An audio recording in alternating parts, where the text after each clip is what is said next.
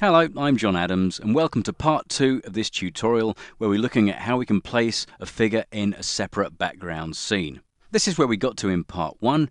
We made a cutout using the pen tool or of course using the polygonal lasso in Elements.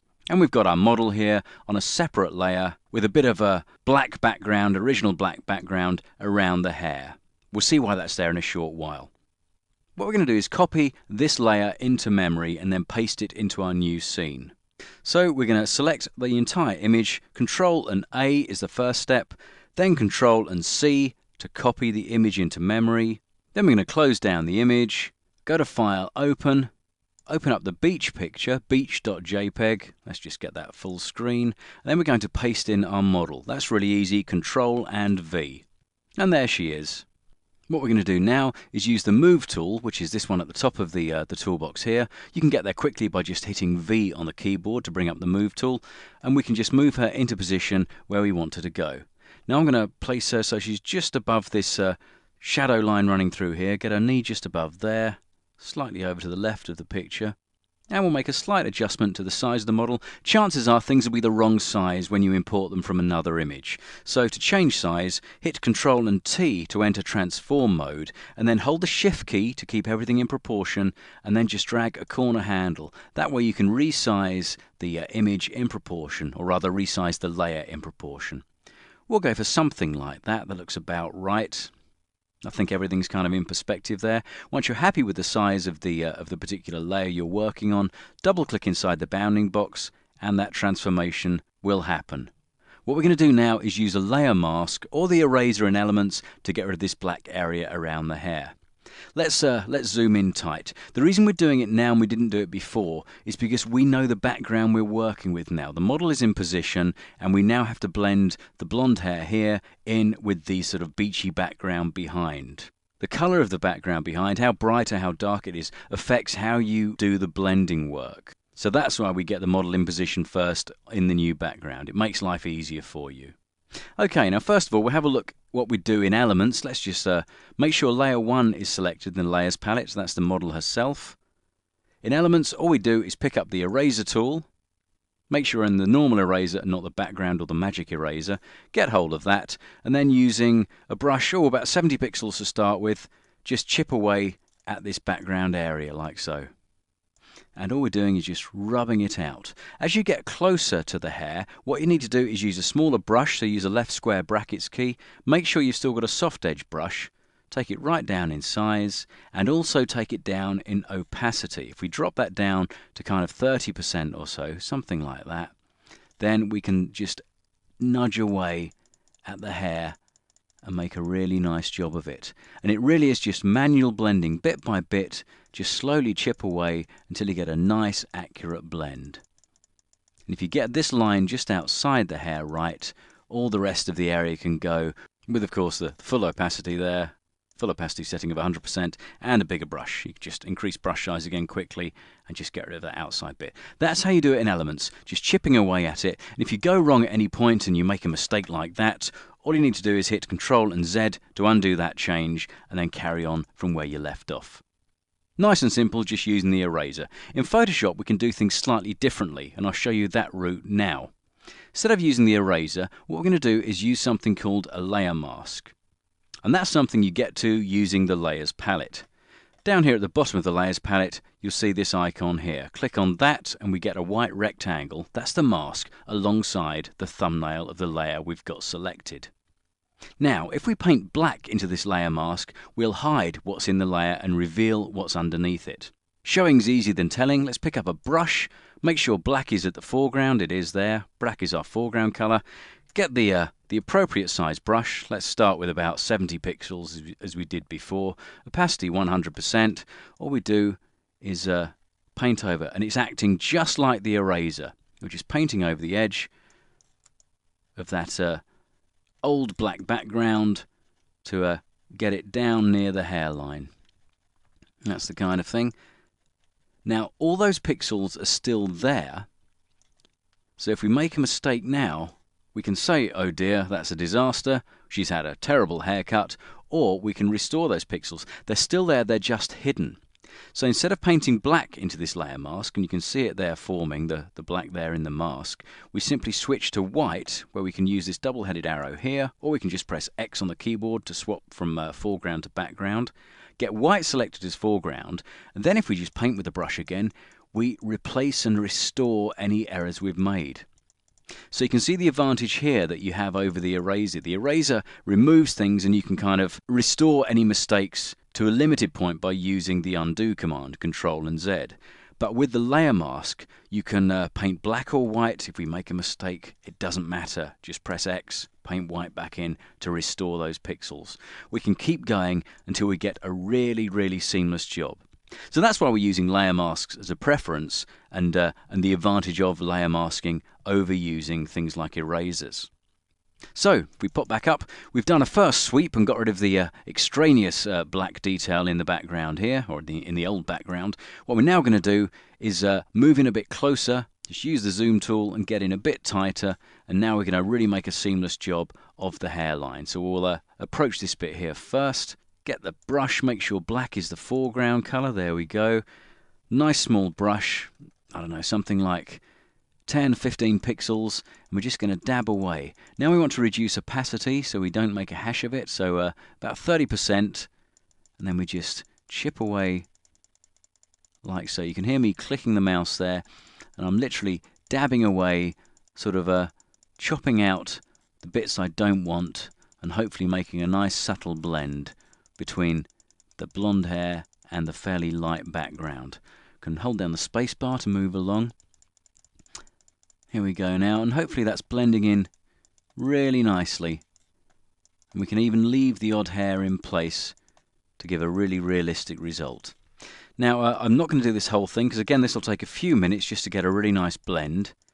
But that's the principle. It's very manual, very hands-on, and quite satisfying to get a really nice job. And remember, if you do overdo it and you cut into the hair in the wrong way, it's easy to restore. Just switch back to white by pressing X, and you can paint back that problem. Only if you're using the full version of Photoshop with layer masks, but it really is a wonderful tool to be able to reverse and restore in that method. Just switch back to black when you've restored the bit that's gone wrong, and just keep chipping away until you get a really nice seamless job. Okay, well I'm going to carry on with that for a few moments, and once I've finished cutting in the hair, I'll rejoin you. See you in a couple of minutes. Okay, now we've finished cutting in the hair, we've got a pretty good looking selection. But of course the problem here is that the model is just kind of floating in space. She's effectively hovering above the deck. So what we need to do is add a shadow so she actually joins the background properly. So to do this, we're going to use a new layer. So again, the all-important layers palette comes into play. We're currently on the models layer. All we're going to do is click on the create a new layer icon just here, click on that once, and you'll create a new layer 2 at the top of the layers stack. Now if we paint a shadow on here, it's going to be above the model. So what we need to do is make sure the shadow is in the right place. So we need to just grab hold of it and drag it underneath the model so the shadow goes underneath her and above the background. Everything's in the order of visibility, so it's nice and straightforward and nice and intuitive. What we now need to do is get a paintbrush, and we need to make sure that black is our foreground colour because that's our shadow colour. And before we actually paint, we're going to set the multiply mode because that's the ideal blending mode for shadows. If we click here where it says normal and choose multiply from the list just down here in the darken group, click on that and your multiply blending mode becomes associated with this layer 2. If we want, we can actually double click on that and call it shadow. Then we know exactly where we are in our layers palette. Nothing in there yet, but there soon will be.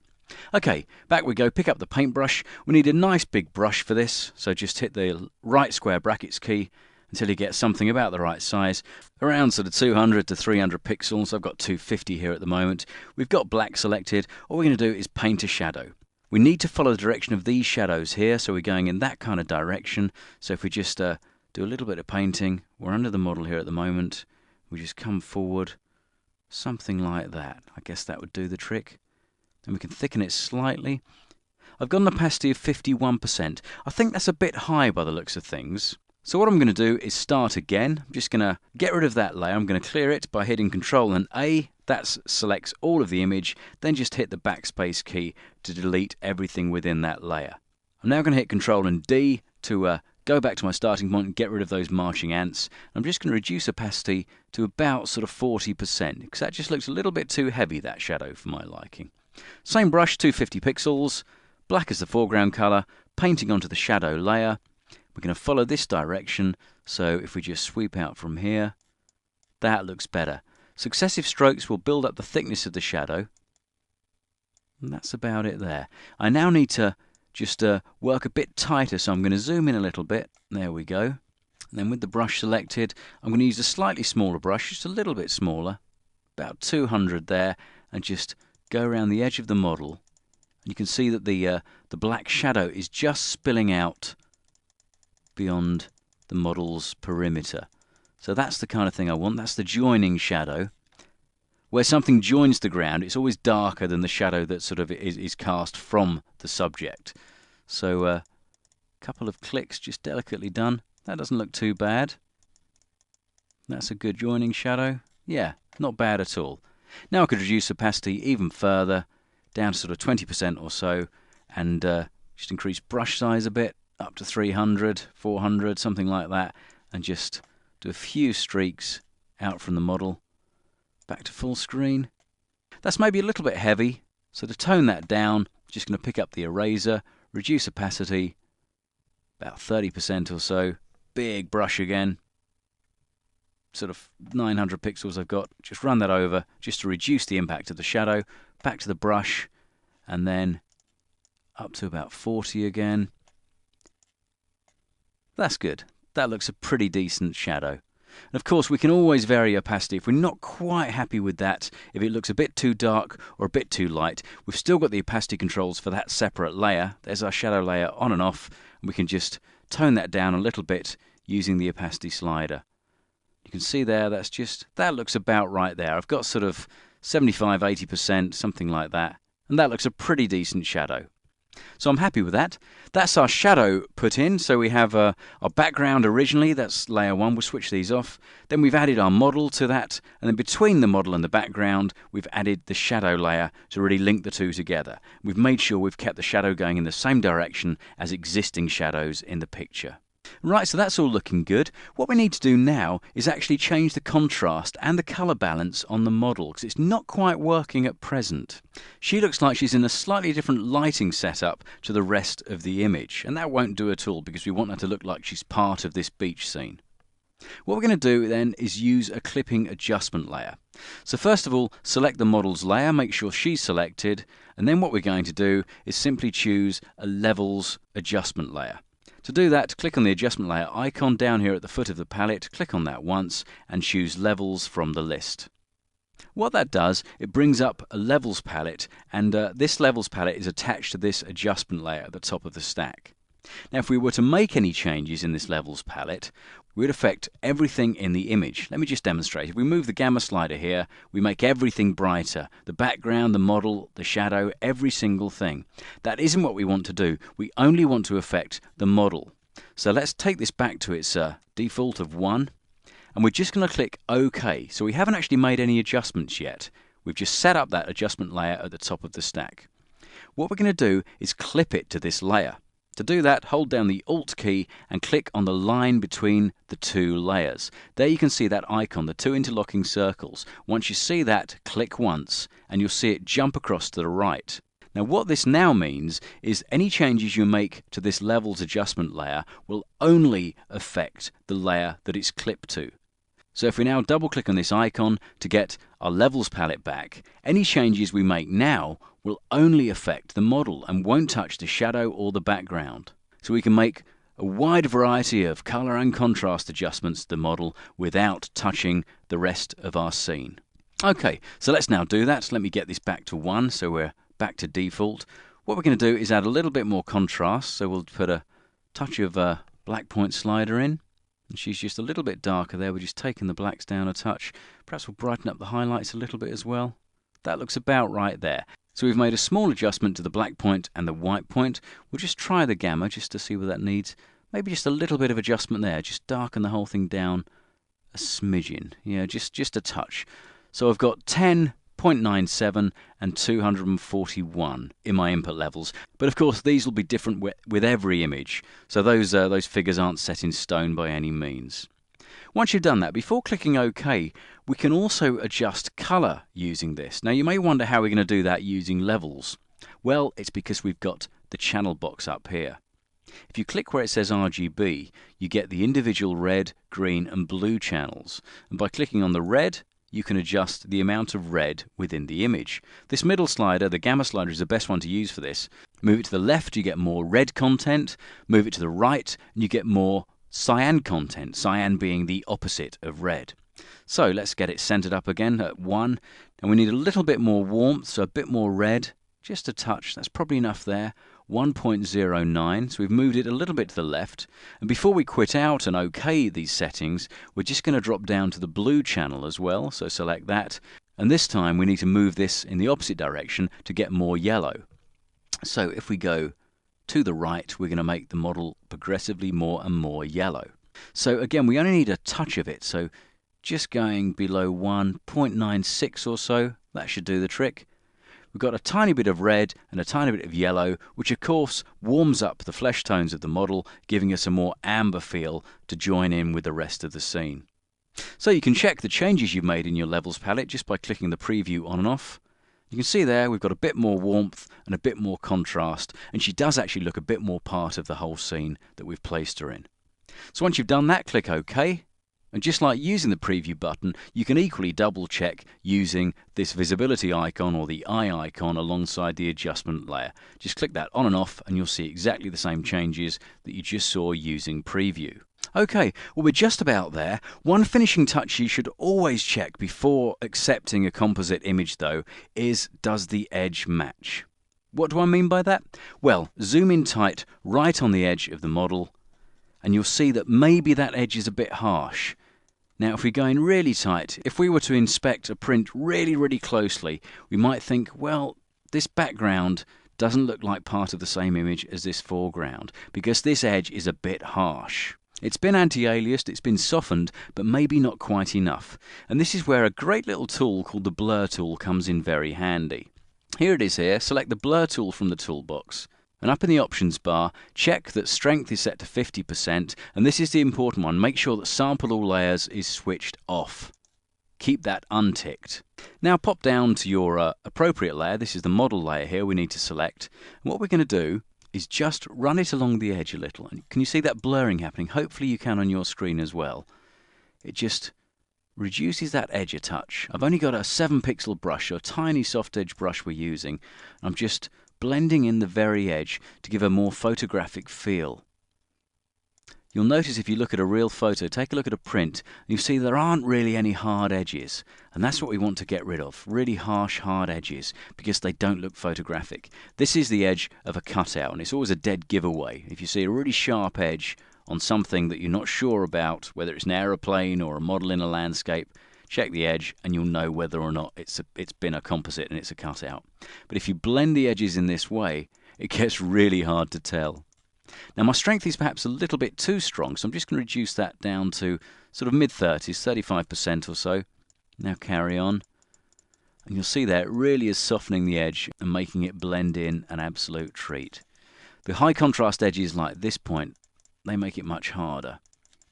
So we're just going to bring that through like so. And that's doing a really nice job. And all you need to do is work around the whole of the outside of the image. And the great thing about inspecting at this level of detail, we're in really tight, 300%. The human eye is barely going to detect that in the printed form of this image when we're finished with it. But the better we make it at this level, the better it's going to be. So if we correct errors and almost overcompensate the perfection, we will definitely get it right when we finally print the image out for display. So there we go, just moving along that edge. You can see here there's some little telltale black lines around the toes as well. Sometimes you'll need to layer mask these just to perfect the cutout a bit more using the layer mask. Other times the blur tool will actually take care of those as well. So we've got a little bit of background here.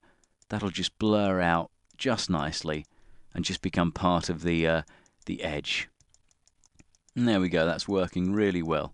It's so worth doing. This is often the difference between sort of high-end professional work and more amateur work. It's simply attention to detail at the end of the day.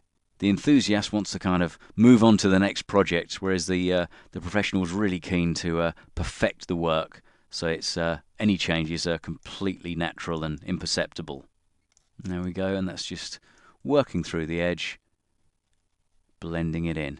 So I won't bore you any longer with this this process. You can see what's involved. Just use that blur tool at a halfway strength, somewhere between 35–50% strength.